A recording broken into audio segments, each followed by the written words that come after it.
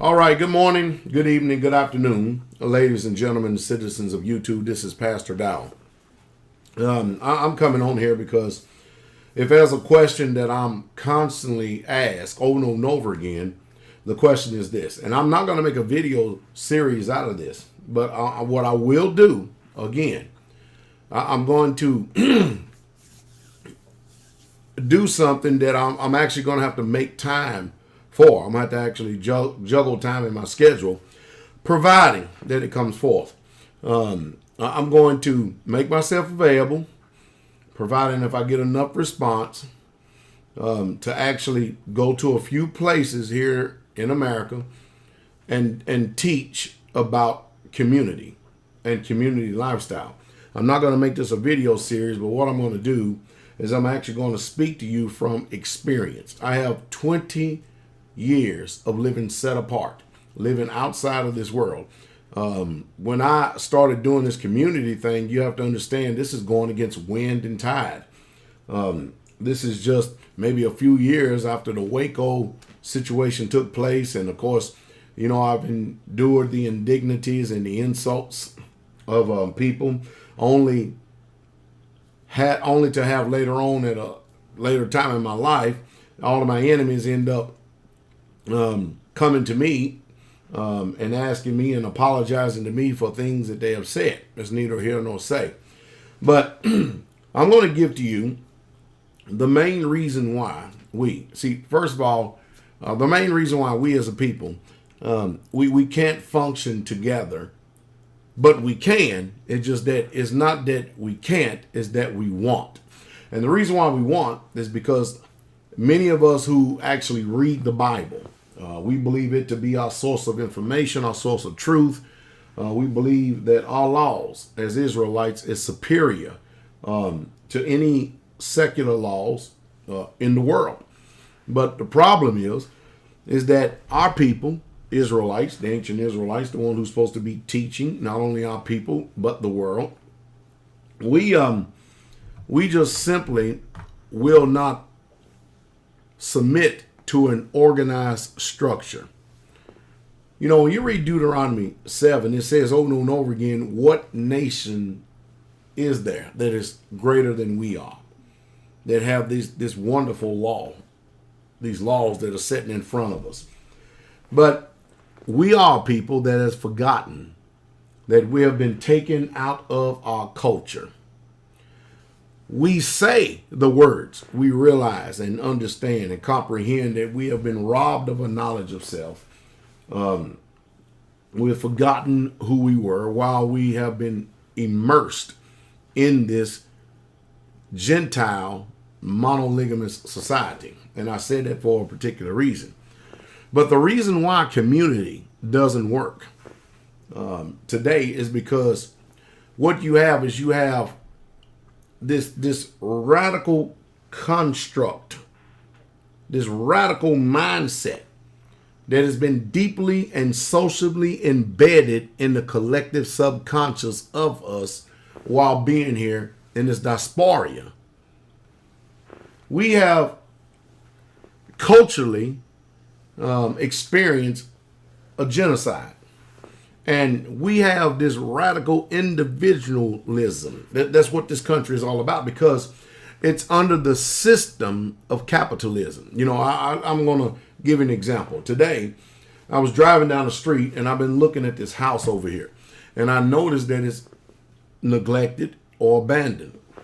Well, this day I drove by and I saw the man sitting out in the yard and a few other people. And what they were doing is they were getting all of their belongings out of the place.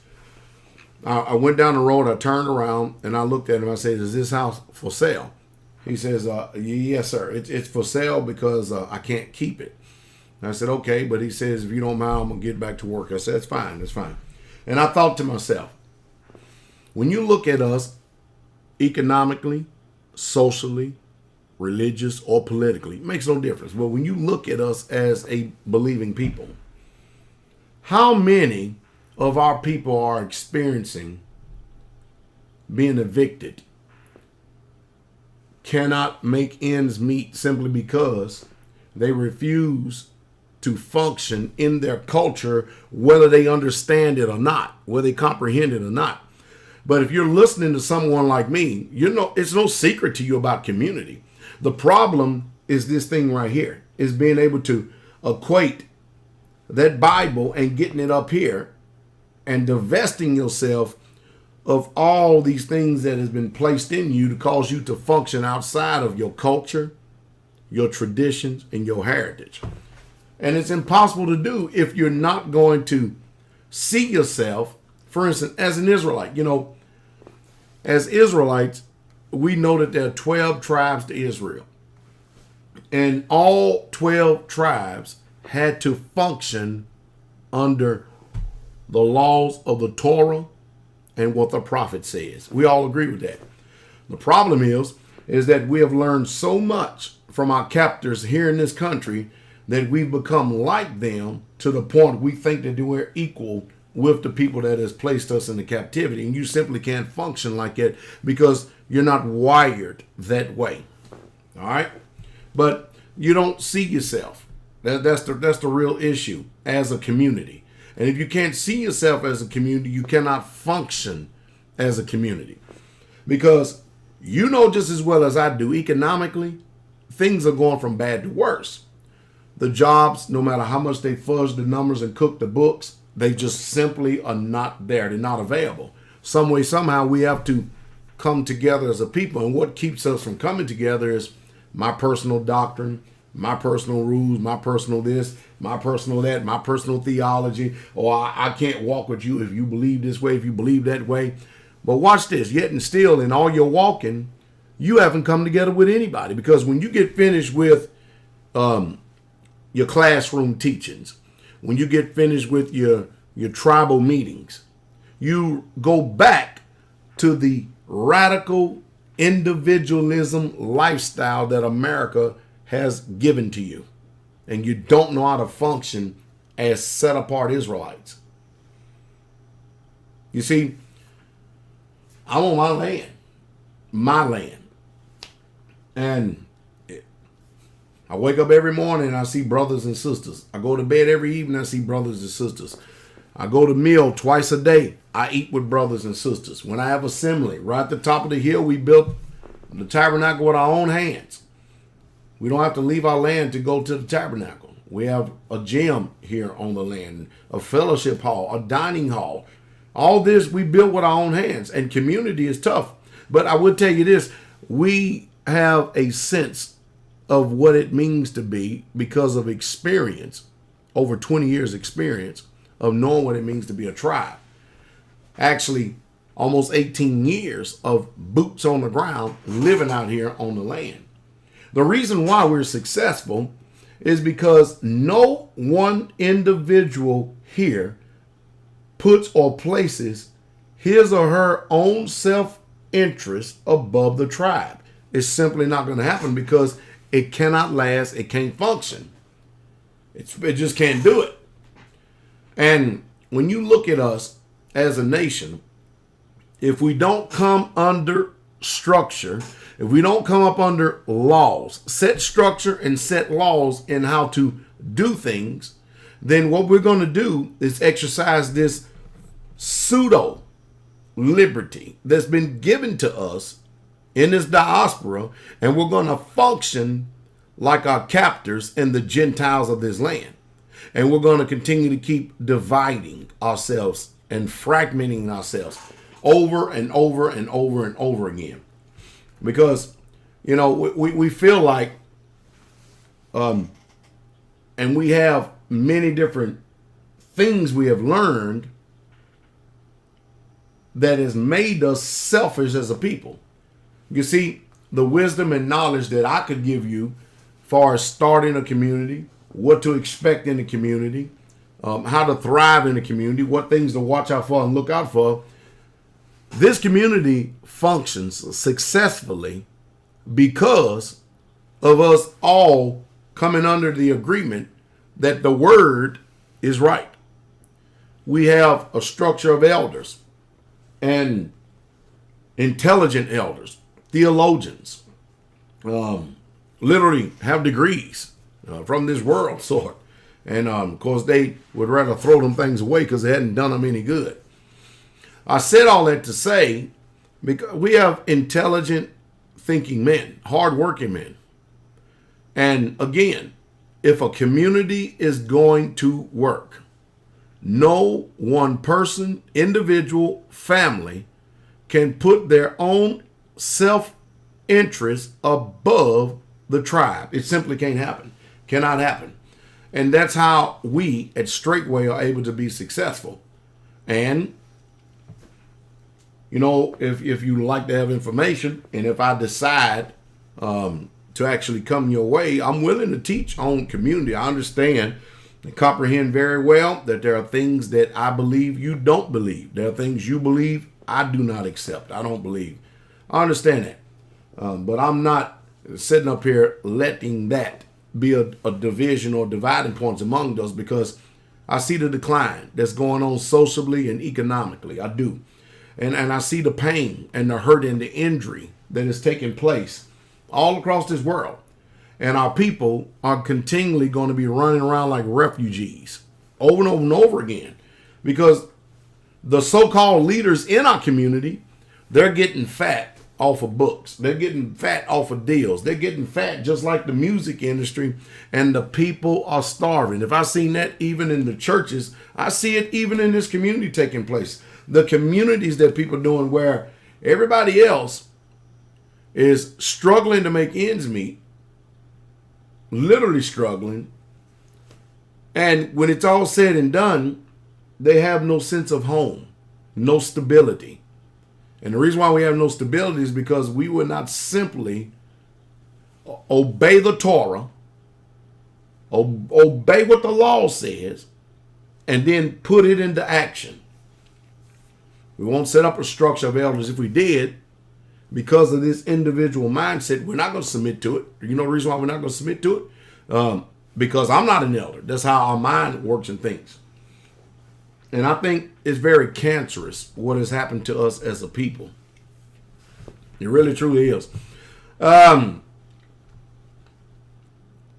a lot of things that we need to practice eliminating out of our mind and our conscience in order to make things work right in this world.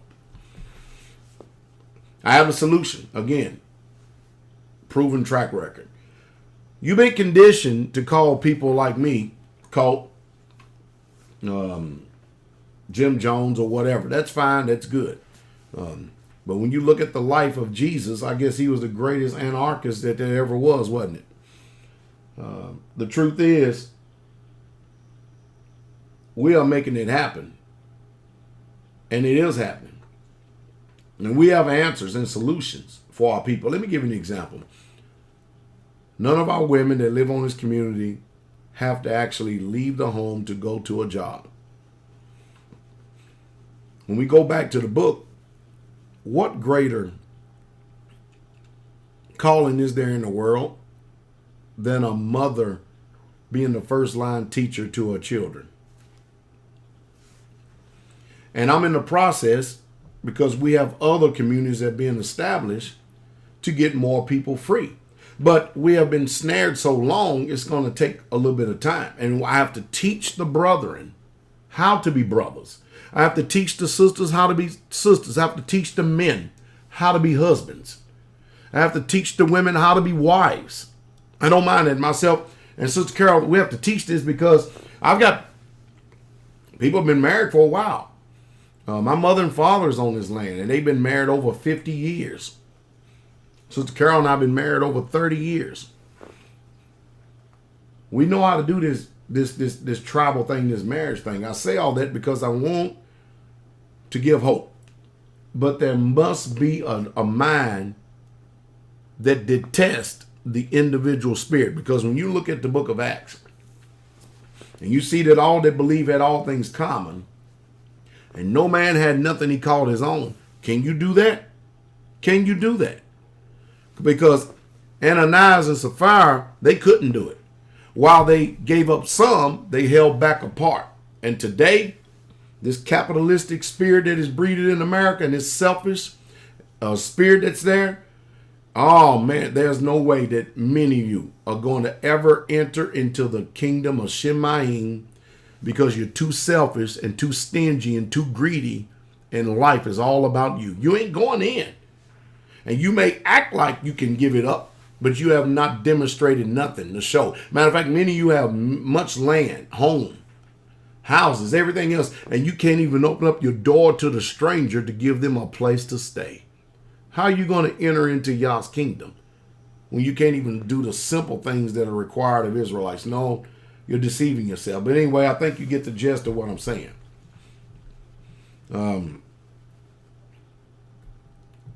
We need organized structure. I know exactly what to do. I just thought I'd come on here for a moment, speak to you. Again, I'm not so far off and way off on doctrine as you think that I am. I'm very slow and move very slow before I adopt positions. It could be that you may have something that you need to come to and to comprehend and understand. There's always room for improvement. I'm not one to assume that I understand every aspect of Scripture, because I realize that Scripture, you may read it and comprehend it with a certain mindset. But later on, you'll go back and read that same Scripture, and you're looking at it from a perspective that could also benefit because it's culturally sound with the Israelite perspective, and you have more understanding open. So don't anybody out there assume that because you can quote a Scripture and you think you can comprehend it, that you ought to be all and end all and know it all. No, it's just not so. The Most High is just too vast. That's why we're constantly evolving. I hope I said something to maybe try to be a help. If not, I'm set apart. Been living set apart, and thank y'all for it, because I cannot ever see me going back to those population centers. I can't do it. Can't do it. I'm so happy that every single day I wake up, I see Israelites. I want y'all to be at peace. You can call the number behind the screen. I know my big head is probably blocking it, but it's 615-688-3025. Depending on your message, depending on what you're saying, I'll make the determination if I'm going to return your phone call. But I'm going to move this over a little bit more so everybody can actually get the phone number better. Y'all be encouraged, okay? And if possible, be at peace. The King is coming.